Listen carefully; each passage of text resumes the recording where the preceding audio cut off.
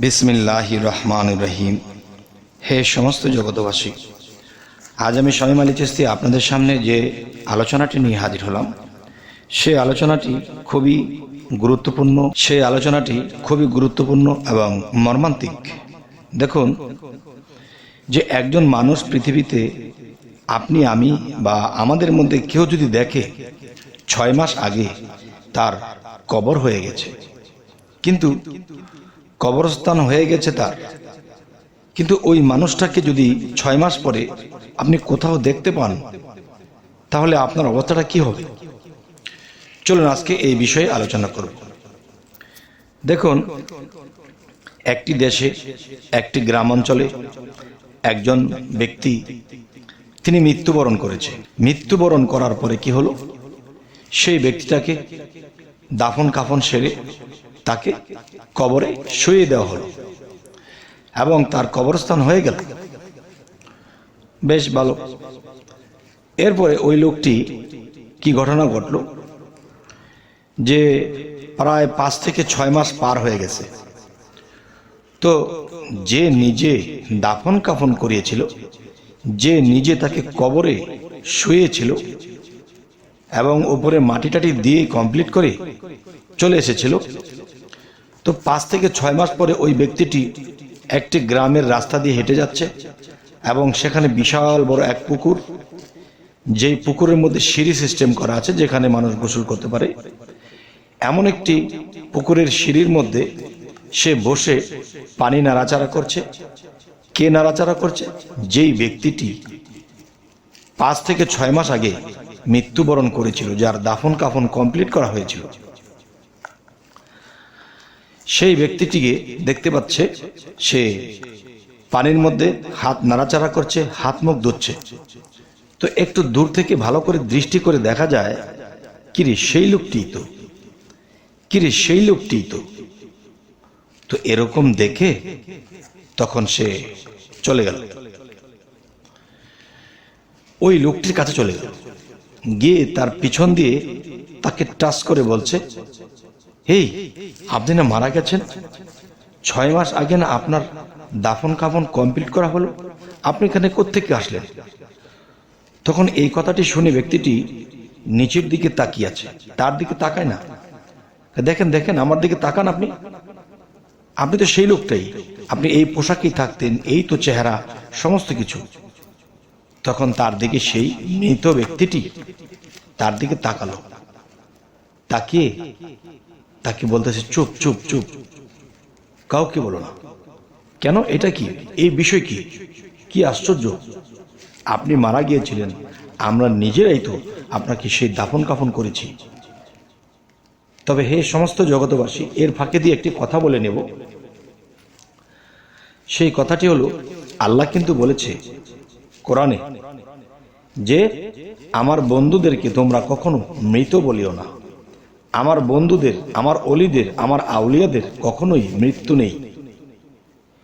তাহলে এই যে কথাটি আল্লাহ কোরআনেও বলেছে, আবার দেখা যাইতেছে সেই মানুষটিকে সেই পুকুরের পাড়ে সিঁড়িতে বসে হাত মুখ ধুচ্ছে, তাকে টাচ করে তার দিকে তাকালো এবং সেই ব্যক্তিটি সে, এবং তাকে যখন জিজ্ঞাসা করলো, আপনাকে তো 6 মাস আগে আপনাকে দাফন করা হয়েছিল, কিন্তু আপনি এখানে কোত্থেকে এসলেন?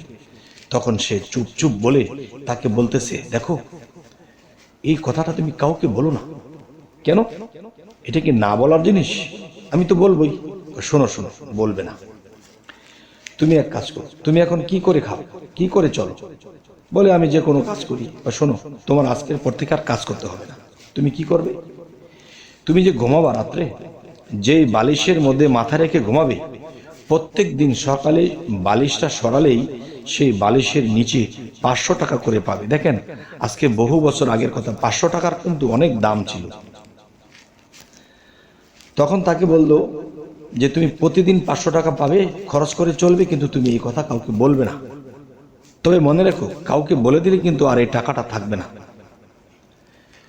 তখন সেই লোকটা বলতেছে যে দেখো ওইখানে কিছু লোক দাঁড়িয়ে আছে, দেখতে পাচ্ছ?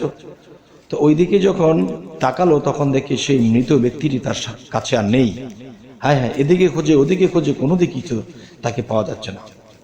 তাহলে এই কি আশ্চর্য, 6 মাস আগে যে মারা যায় তাকে আবার 6 মাস পরে জীবিত অবস্থায় কি করে পাওয়া যায়? তার মাথার মধ্যে এই জিনিস খেলতেছে, পাগল পাগল হাল হয়ে গেছে। এখন চিন্তা ভাবনা করতে করতে বাসায় গিয়ে সে ঘুমিয়ে পড়েছে। তো সন্ধ্যায় যে ঘুমিয়েছে, পরের দিন সকালে ঘুম থেকে জেগে তখন আবার সে একই চিন্তা করতেছে। তো চিন্তা ভাবনা করে করে করে করে তখন কি হলো, তার মনে পড়ে গেল, আরে বালিশের নিচে টাকা থাকবে, আমাকে বলেছিল। তখন সে বালিশটা উল্টিয়ে দেখতে পাচ্ছে যে ঠিকই 500 টাকা একটা নোট। তখন সেই 500 টাকার নোট, আশ্চর্য। এর পরের দিন তিনি আবার চিন্তায় মগ্ন হলেন, তিনি যা বলে গেল তাই তো হলো। এরকম করতে করতে পরের দিন যখন ঘুমিয়েছে, তো পরের দিন ঘুম থেকে ওঠার পরে দেখে সেই বালিশ উল্টিয়ে দেখে আবার সেই 500 টাকা নোট। সে প্রতিদিন 500 টাকা করে পাচ্ছে। এখন সে অন্য কোনো কাজ করে খায় না, সে এভাবে টাকা ওখান থেকে পায় আর সেইভাবেই চলছে। তখন মানুষের জিজ্ঞাসা করে তাকে, কিরে বাবা, তুমি তো আগে রেগুলার কাজ করতে, এখন কাজ করো না, ভালো চলো, ভালো খাও, ভালো খরচ করো, এই কি করে সম্ভব? আমরা তো ব্যবসা করি, তাও চলতে কষ্ট হয়, আমরা কাজ করি তারপরে কষ্ট হয়, তুমি কাজ করো না, ভালো চলো, এর কারণ কি বাবা? তো সেই ব্যক্তিটি বলতেছে, দেখো এটা বলা যাবে না, এটা নিয়ে আমাকে গ্যাথাগ্যাথি করো না, এটা বলা যাবে না, আমার মতো আমাকে থাকতে দাও।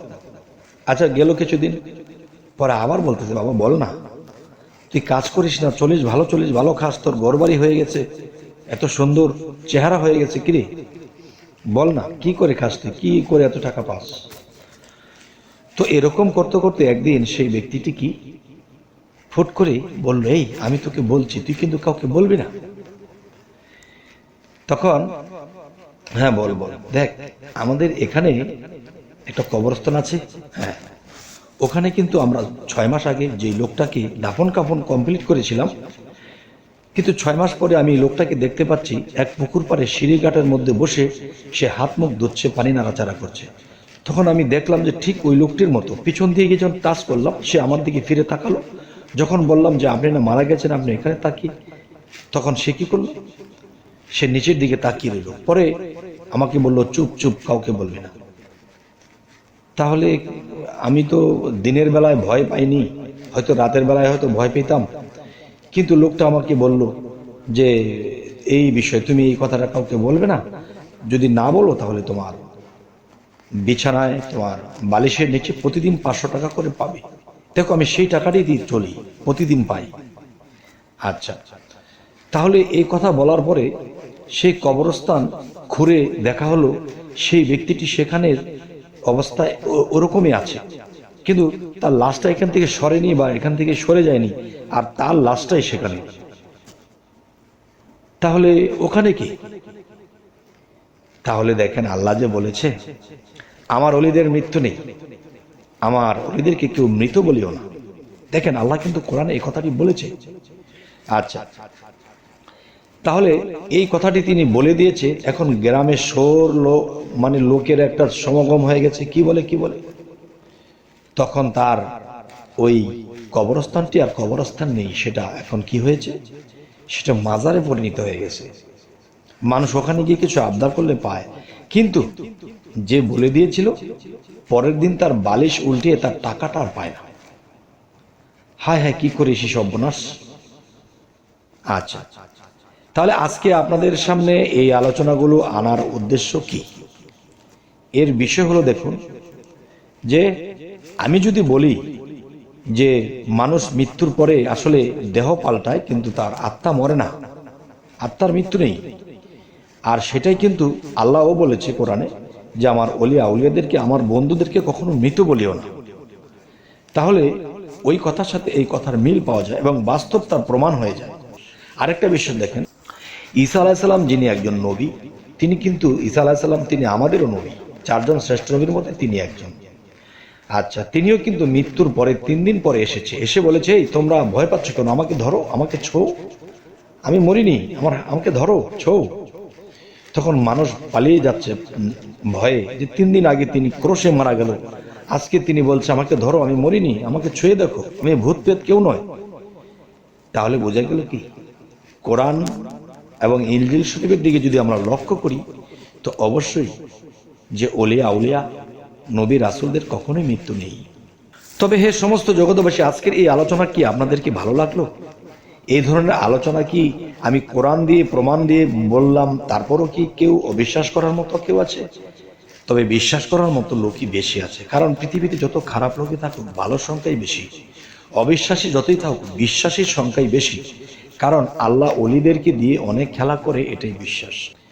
তবে হে সমস্ত জগতবাসী, যদি আমাদের এই আলোচনা ভালো লাগে তো অবশ্যই সাবস্ক্রাইব করে নেবেন এবং পরবর্তীতে যেন ভালো আলোচনা এনে দিতে পারি, এবং ফেসবুক হলে অবশ্যই ফলো করে নেবেন। সকলে ভালো থাকবেন।